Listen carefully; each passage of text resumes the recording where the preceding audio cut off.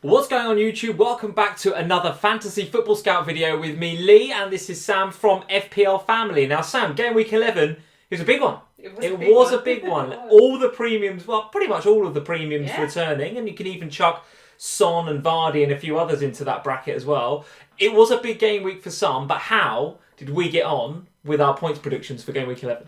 Well, as you just rightly said, it was a big week for the premium players. So I was in the fortunate place to have had the premium picks last week, the over 10% owned players. You should be winning this week, but again, I need the points. What's the current score? 7-3? 7-3 going into this, okay. Yeah. So I had James Justin from Leicester, who of course conceded in that game, so just the 2 points from him. And then I had the dynamic duo of Kevin De Bruyne in the middle. 1 goal, 1 assist, 3 bonus points and 1 clean sheet. 14, nice. Thank you, Kevin. Did you have him in your FPL team? No. Plan to bring him in? Not ahead of the derby, I don't think. No, but I wanted for that West Brom game though. Game week 13 is looking like KDB time, but it's also Bruno against Sheffield United. I've got him. You got him, yeah. You've got to have him, yeah. And then I had Kane up top. Right. 1 goal, 1 assist, 3 bonus points, 12 points, 28 points overall for the week. Okay, I'm struggling to beat that. Pleased with that, I've got to say, pleased with that. You went rogue, if you remember. I think I vaguely... I had the keeper, didn't I? I vaguely accused you of cheating on last week's stream. Didn't go so well though, did it? Because Bamford scored very early on in that game. Yeah. So just the 2 points for Mendy. Chelsea's still looking really good defensively though. Despite Bamford scoring that goal, I think both Reece James and Chilwell, and of course the goalkeeper, still look like good picks. If you had a choice now, James and £1 million, or go for Chilwell still? More difficult now than it was a few weeks ago, isn't it? Because James's place was kind of like, well, is it Azpilicueta, is it James? But he's locked that down now, I think. I think so. I think at this stage you could easily have James and £1 million and it'd be a really, really nice place to be. I still do really like Chilwell though. I still think he's a really good pick. Okay, all right. And I think, in this instance you were a bit unlucky because had you been able to have the premium over 10% owned picks, then you could have gone for those Chelsea boys who still got attacking returns even though they lost their clean sheet. Not a lot of upside with goalkeepers. Yeah. 2-pointer for Mendy. Yeah, it was rogue, but I went there. Okay, go on then. Then James Ward-Prowse, who returned you 5 with his assist, which, that boy is just constant, isn't it? Good fancy asset, right? Yeah, really good. And slowly kind of creeping onto FPL radars, I think, now. I wouldn't be too surprised if we see him.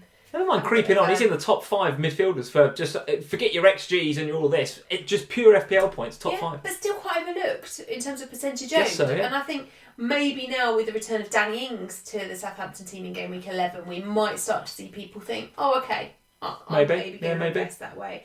And then you did the right thing in going for a Man City player, but of course Jesus, much like Mahrez, still quite rogue, wasn't it? Did nothing. So just the 2 points for him. So 9 in total for the week, which...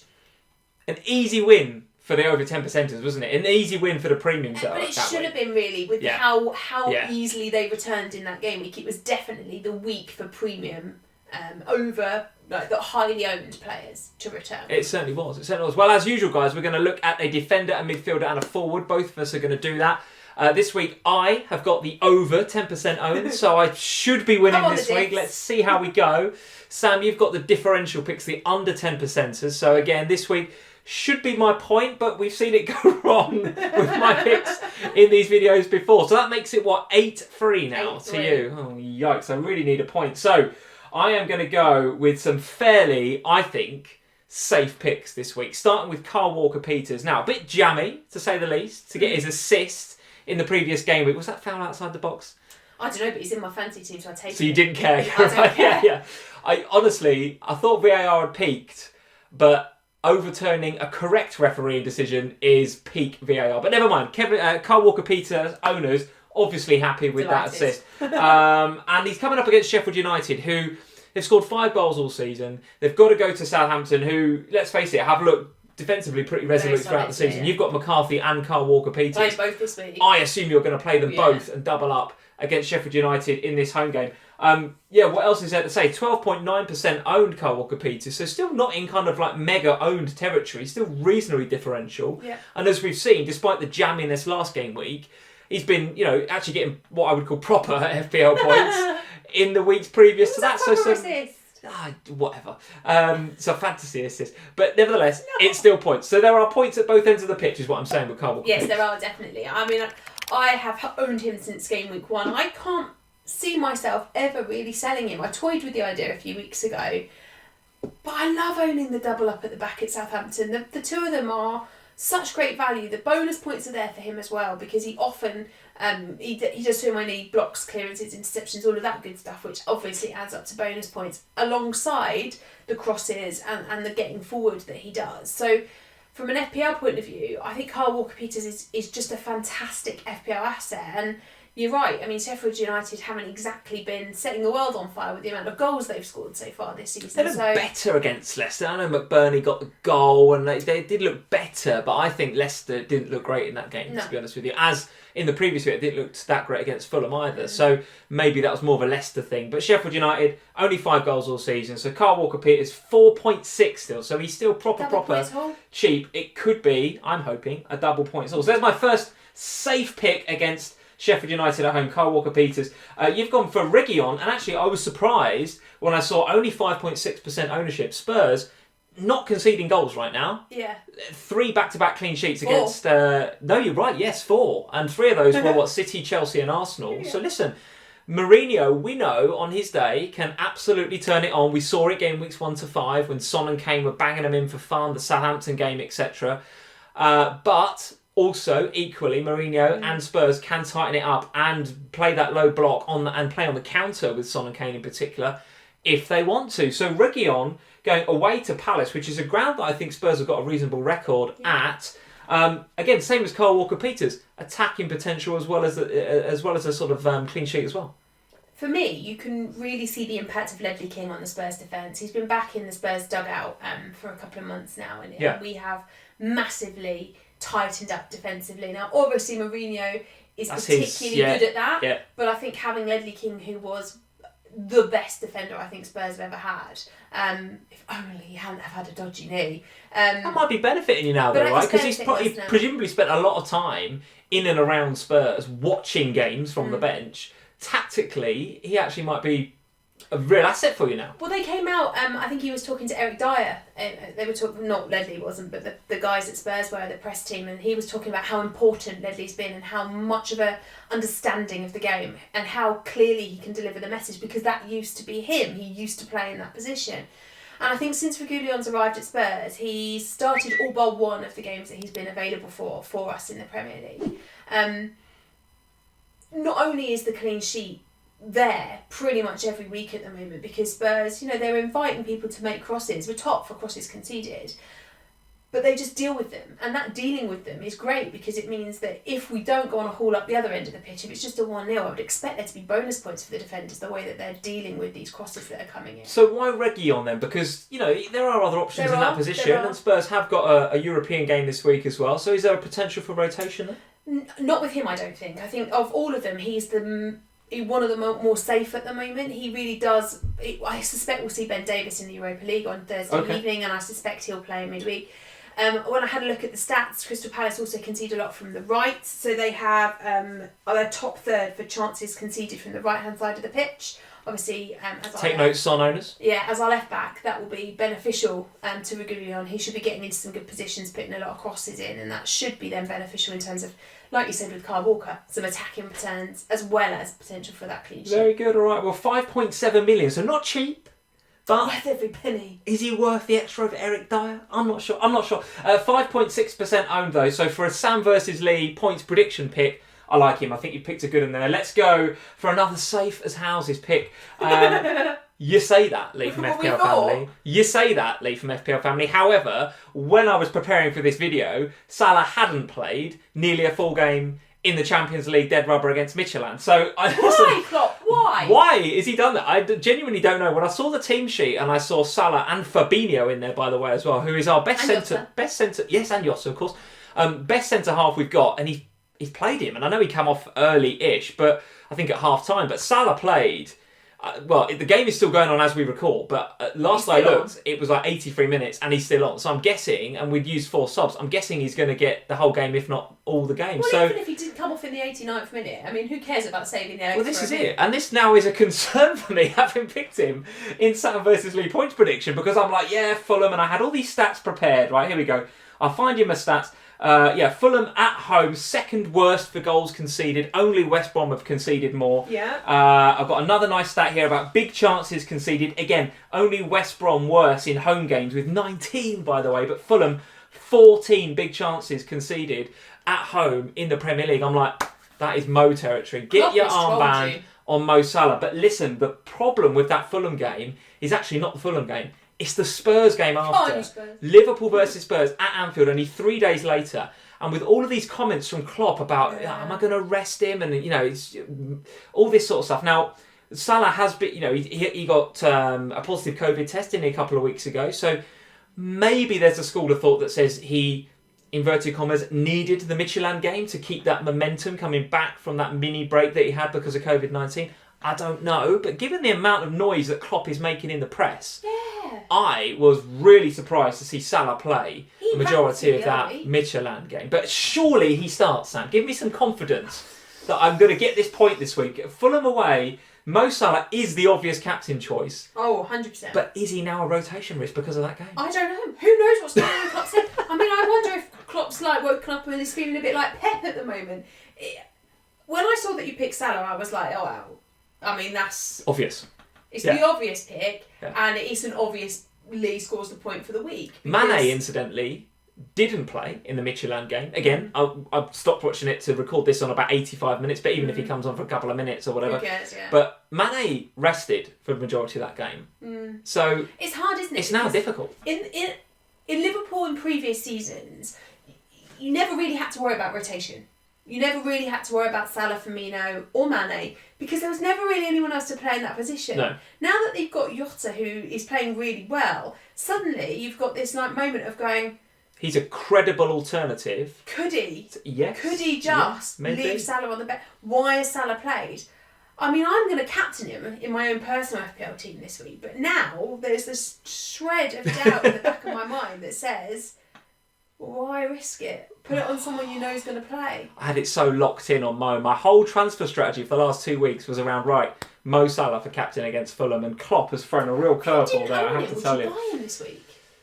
If I didn't own him, would I now buy him? What a great question. Get in the comments, guys. If you are a non-Salah owner, knowing that he's played the majority of that Midtjylland game, would you now buy Mo Salah for that Fulham game, knowing that the Spurs game is 3 days after? I have to say... I'm not sure I would buy him now. Definitely not going to sell him, but I'm not sure I'd buy him either. But anyway, look, I've done my graphic, I've got all my stats sorted out. I'm not going to change it now. Salah is in there, and I think if he plays, he's a safe pick for some points against Fulham away. Whereas you have gone for... I've got Jammy here. Very sneakily, a guy that is the complete opposite and was rested against Midtjylland. 9.5% owned, so he sneaks under that 10% bracket. Sadio Mane. Yeah, I mean, I must admit, I feel a bit jammy from a Sam versus Lee point of view here that I've got Mane over Salah because obviously we've just seen him sit out, as far as we know, all of that game. Which surely means he's going to start against Fulham at the weekend. What a differential he could be now, 9.5. If you're playing this game of, and I see a few FPL managers doing it, this game of, premium hopping and chasing the upside as our friend Late Riser tends to do or has done in the past, if you're doing that and you're switching premiums dynamically... 9.5% Sadio Mane for a game week, potentially captain against Fulham. There's a lot of upside there if you get that right. There is, and I mean he's much lower owned than Salah because over the course of the season so far he hasn't been performing with the same commitment and the same confidence maybe as Salah has been. Salah's been full of bravado and full of the Mane beats him for non-penalty XG though. If you look at the stats, he's right up there, Mane, over the course of the season. But there's something watching him at the moment. When you watch the eye test, he's just not quite firing on all cylinders. Okay. Now, I picked him because it's Fulham. I picked him because he's... to counter the Salah pick. Well, how often do you get to pick Mane as a differential pick? Never. So I think from that point of view, he looks like a really nice option. And now, having seen the team sheet and seeing what's happened in the Champions League, suddenly now you think, well, actually... A bit more confident about that than Salah, to be honest. If I didn't have a Liverpool asset already and I was looking to bring one in this week, maybe I might just take a punt on Sadio instead. Oh, nightmare. I was so sure Salah was the one, but listen, I'm actually not sure now. Anyway, again, a safe pick for me. He seems to appear on here every single week. Harry Kane, let's not talk about him too much, but again... how clinical are he and Son with their finishes, particularly against Arsenal? A game where Arsenal had all the ball, all the possession, all the passes, but just on the counter-attack. And what was intriguing about that game was that you knew that Mourinho was going to do that. You knew that was Spurs' tactic, and they still couldn't do anything about it, Arsenal. They still couldn't stop it. And I'm worried about this guy and his friends coming to Anfield in a couple of weeks. But listen, Crystal Palace away is a game I've looked at historically, actually. Harry Kane has a really good record at Selhurst Park. So not only has he got a good record against Crystal Palace full stop in the last 4 meetings, but actually when he goes to Selhurst Park, he tends to get goals there as well. So it'll be an interesting test. It'll be a different test than Arsenal, because you've got to think that Crystal Palace, I think, will attack, but probably, That's okay. Spurs like that. I think that, that will play into Spurs' hands. Will they low block as well at times, Crystal Palace? Yeah, maybe. But you look at their players, and actually they're kind of attacking the Ezes and the Zahas and the Patrick Van Aanholts. They're not the sort of players that you're going to really benefit from a low block, I don't think, or even subscribe to that mentality. So if Palace do come at you a little bit, and Spurs with the likes of Højbjerg and even Gio Lo Celso, who I thought was brilliant against Arsenal, win it high and play in the likes of Son and Kane, and Son in particular is in my team, and given the stat you reeled out a second ago about how weak Palace are down their right flank, I'm absolutely backing Son, and I'm absolutely backing Harry Kane again to do the business. Yeah, because you know that Kane's going to be the one assisting Son down that side. Probably, because he's added that to his game this season. Absolutely, and I think the other thing that you've got to love about Kane at the moment is the level of bonus points he gets. Because if he gets anything, you know he's getting a bonus point, because he's everywhere, all over the pitch. The blocks, the clearances, the defensive work he's doing. Do you know what? I noticed that against Arsenal, actually. So yes, assists, goals, brilliant. That's what you buy Harry Kane for. Yeah. But he's like headers out of the box defensively, and all of his CBI is clearances, blocks and interceptions, which obviously count towards the BPS system. Yeah.